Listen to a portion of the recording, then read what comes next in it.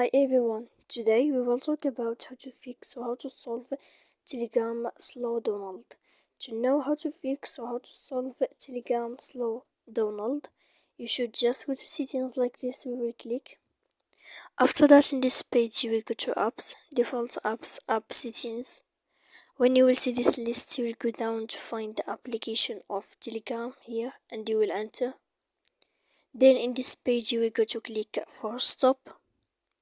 When you will end this, you will enter to storage. After that, in this page you will click clear cache.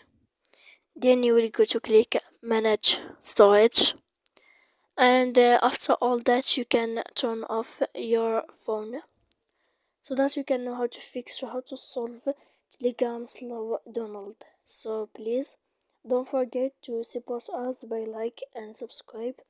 See you next time in another video.